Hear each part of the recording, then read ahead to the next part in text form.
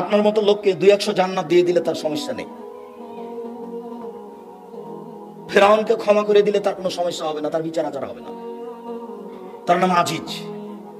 ফেরাউনকে যদি জান্নাতে দিয়ে দেয় তো কেউ বিচার করতে পারবে না, মামলা করতে পারবে না। সারা পৃথিবীর সব মানুষকে যদি জাহান্নামে দিয়ে দেন তো কেউ তার বিরুদ্ধে বিচার করতে পারবে না। তিনি সর্বশক্তিমান, সবকিছু করতে পারেন। সূরা ইখলাস 3 বার পড়বেন, নেকি দিয়ে আপনার ব্যাগ ভর্তি করে দিবেন, তার রহমতের অভাব নাই। আপনি অলস, আপনার মন মানসিকতা খারাপ, আপনার নীতি খারাপ, আপনার অভ্যাস খারাপ, আপনার চরিত্র খারাপ, যার কারণে আপনি পড়তে পারেন না। কেন আপনি পড়তে পারেন না? কেন আপনি দোকানে বসে আড্ডা পিটবেন? যেখানে ল্যাংটা মেয়ে আছে সেখানে আপনি বসে থাকেন কোন স্বভাবে? মাথায় টুপি আছে, খারাপ লাগে না কেন? আপনার একটা আত্মমর্যাদা থাকা দরকার। আপনার বউ কি করে বাজারে যায়, আপনার বউ কি করে ছোট ব্লাউজ করে রাস্তাঘাটে ঘুরে, আপনার একটা আত্মমর্যাদা থাকা দরকার।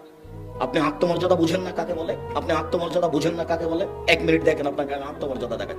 এই ছেলে, কথা বলছো কেন? কারো গায়ে হাত দিয়ে থাকবে না, এমন ভাবে বসে থাকবা পাখি যেন মনে করে তুমি পাথর। এক খেলে চেয়ে থাকবা, তোমাকে আমি আত্মমর্যাদা দেখাচ্ছি, তোমার বাপকে দেখাচ্ছি, তোমার মাকেও দেখাচ্ছি। 1 মিনিট এক খেলে চেয়ে থাকবা। আত্মমর্যাদা কাকে বলে?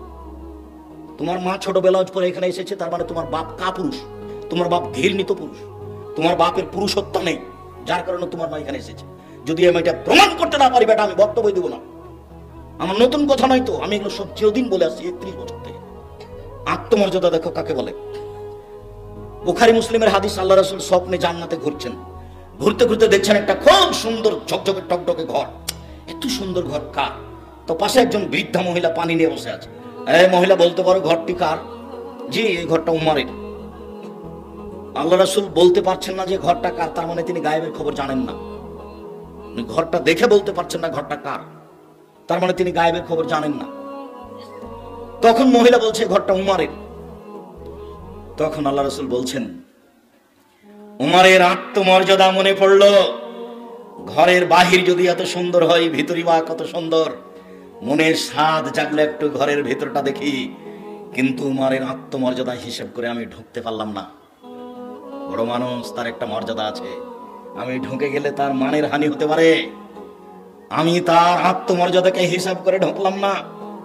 ফজরের সময় উমারের সাথে দেখা, উমার জান্নাতে ঘোরার সময় তোমার ঘরটা দেখলাম, এত সুন্দর টকটকে ঝকঝকে ঘর তোমার উমার।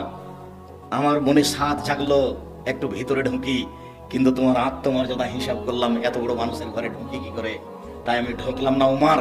তখন উমার রাদিয়াল্লাহু আনহু বলছেন, আল্লাহ রাসূল আপনি আমার মতো মানুষের আত্মমর্যাদাকে হিসাব করেন। এই কথা বলে তিনি ঝরঝর করে কাঁদতে লাগলেন। ইনি হলেন উমার, আর এর নাম আত্মমর্যাদা।